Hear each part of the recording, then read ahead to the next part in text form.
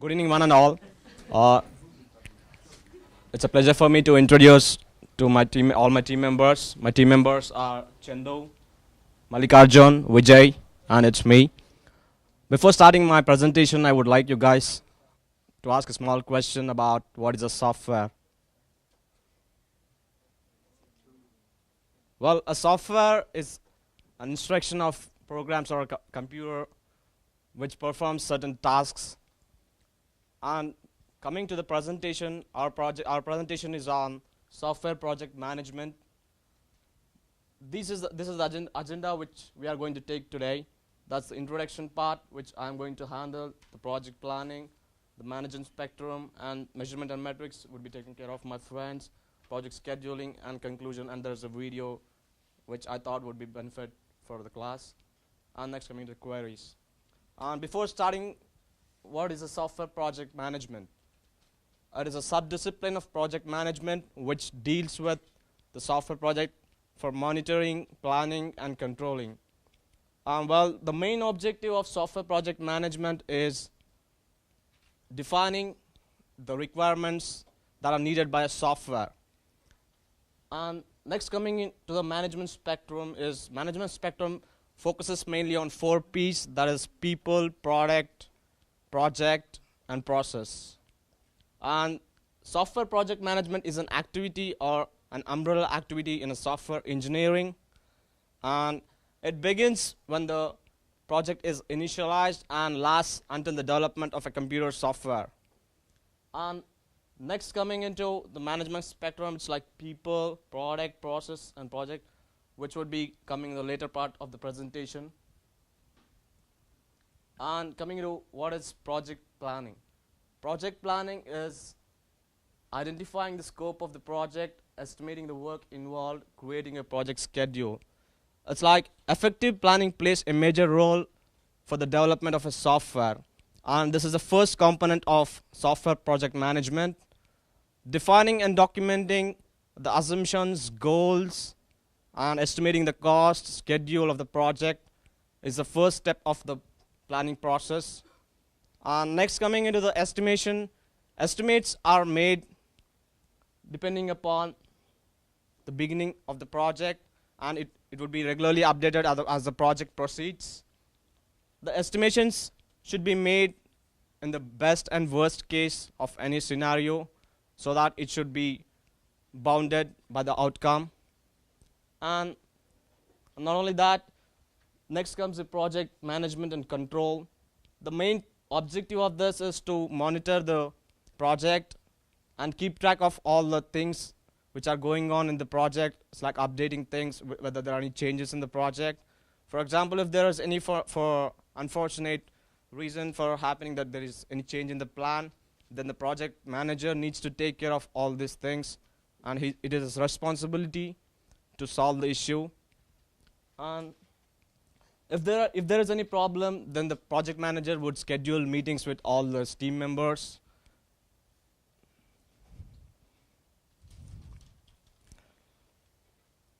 And next coming is the main objective of this project control is on if there are any deviations occurring in the plan, then those deviations should be detected earlier so that the organization could cope up with it very easily and effectively.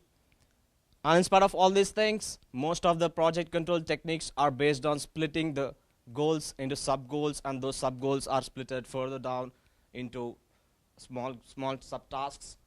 Then this kind of breaking of these goals into sub-goals and subtasks is also called as breaking structure. And next, coming into management spectrum, is mainly focuses on 4 P's: the people, product, process, project. People are the most important part in any software industry or developing any software. People is the main focus, because if you bring people together or arrange people together into team, then you can be successful. And we have a main software engineering institute which has proposed a people management capability maturity model. If this model or level is used in every organization, then that organization would be successful, and there would not be any issues or errors if you use this kind of technology or model. And the later part will be taken by my friend.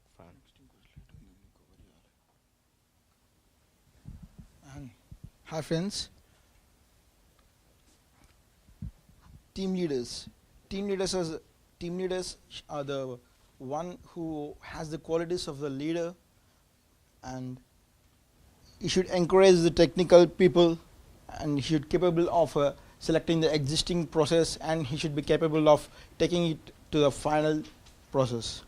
And next is the software team. That is, we have three parts in that: democratic, decentralized, controlled, decentralized, and controlled, centralized. In the democratic decentralized, there is no team leader for that, and there will be a task coordinator who will coordinate all the tasks in that. And later on, he acts as a leader, but he's not a leader, and he's appointed for the short durations, and after some time he will be replaced by the other one. And next is controlled decentralized. In the controlled decentralized, there will be two leaders. One is primary leader, and the other is the secondary leader.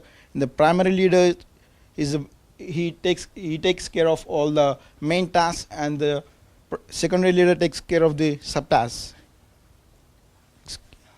And go to the black slide. And third one is the controlled centralized. In that, there will be one leader. He will be taking care of all the main things, main parts of the project. And next is the product.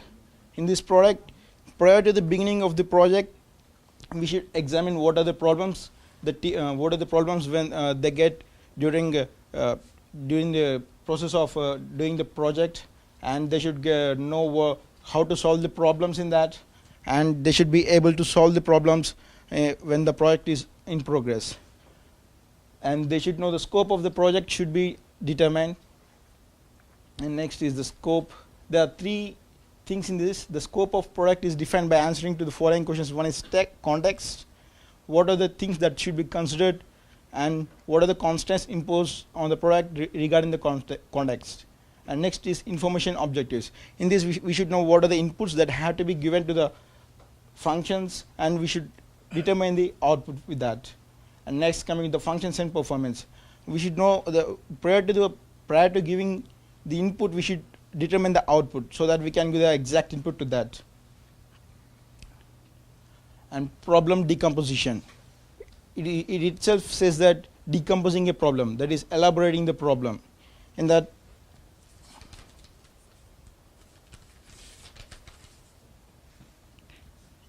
it is the initial step of the software requirement and analysis. And the problem is decomposed into two parts. One is the functionality that must be delivered, and the other one is the process that is used to deliver it. So in this stage, the problem is not completely decomposed. So we use the next process of that. Go to the next slide. Next is the process. In this process, the basic idea of this process is to create we should know the basic plan for developing a software prior to designing a software project. In this, there are various software processes in this. One is the linear sequential model, the prototyping model, the rapid application development model, the incremental model, the spiral model, the formal methods model, and the concurrent development model. The project manager is responsible for taking care of all these things. He should decide what are the customer needs. He should satisfy all the customers by giving all these models, and he should select the exact model that suits his project. And next part will be conducted by him. Thank you, Chandra. Generally software projects are planned and controlled. If you have to make any successful project, then you have to eliminate the mistakes. For eliminating mistakes, you have to make common approaches. One is start correctly. So while initiating your project, your base should be very strong. Then maintain momentum. Initially you will maintain, but afterwards you will lose the momentum. So always you have to maintain momentum, and you have to gain the motivation to do the software process. And then track process. When your software product is finished, then you have to track the whole product, whether it is good or not. Making intelligent decisions. You have to make decisions whether when the product is to be released in the market, so that you can increase your efficiency of the product. And looking back, while looking back, you have to make the metrics and measurement of the product, so that the dimension of the product is good or not. Coming to the measurement and metrics. Measurement, generally it plays a major role in everything.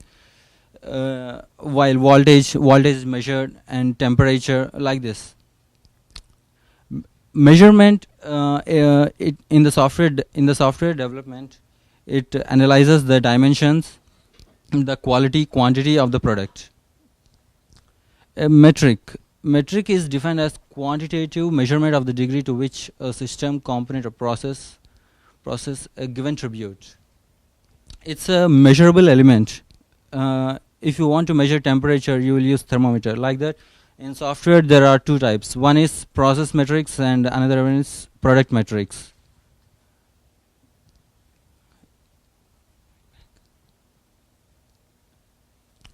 In process metrics, you will measure the here the time is calculated when you have to finish the product, and what are the quantities you have to make, and what are the resources we needed in process metrics are measured. While in product metrics, there are two types. One is static, and another one is dynamic. In a static, when the product is finished, you will measure, and in the dynamic, when the product is designed, you will measure. Risk analysis. Risk analysis is a sequence of operations that helps the software team to identify and access risks. Here, it always tries to identify the risks and eliminate the whatever the mistakes, whatever the errors are there. It always tries to gain more and more efficiency. In software, risks can be categorized into project risks, product risks, and business risks. In project risks, it analyzes the quantity of the product, and in product risks, what are the resources we needed, and in business, it relates to the organizational. While coming to the risk management process, here in risk identification, it collects the list of potential risks. Here, and coming to the risk analysis, it prioritizes the risk list. And then while coming to the risk planning, plans are made for the whatever the risks are identified. And in monitor, the problem is solved. Here, the risk assessment is made. If anything goes wrong, then again it goes to the risk analysis, and then make plans, and then it solves the problems. And the next part will be continued by Ram. Good evening, friends. Project scheduling. It is one of the important tasks in the software development. And scheduling the software process is same as scheduling of any multitask engineering efforts. The two project scheduling methods that can be applied to software development are program evaluation and review technique, PERT, that we have come across in our undergrad, and critical path method. Both these methods are quantitative tools that allows the software programmers to determine the critical path and establish the time estimate for the individual task. Coming to project estimation. One of the most challenging and important activity in the software development is effective software project estimation. Without a good estimate, project planning and control cannot be handled efficiently. Though project estimation is an essential step in the software management, both underestimation and overestimation may be dangerous for the project. The consequences of underestimating a project may result in understaffing, delivering low quality products, and setting up deadlines which are too near. And to compensate these underestimating, if you overestimate a project, it may result in using up more resources than required and take longer time to deliver the product and delay the availability of the resources for the next project. Software project estimation can be performed in 4 steps: estimating the product size, estimating the effort, estimating the schedule, estimating the cost. And software estimation is a continuous process. This process should be used in parallel to the other phases of software development throughout the project lifecycle. And conclude, it is an umbrella activity, and every characteristics explained by our friends are to be followed in every software development process. Okay, any questions? Are you waiting for sound to come or? No, So it's I- fine. So it's okay. Right? Yeah, it's like there are no speakers. So. Okay, no problem. Thank you. Thank you very much.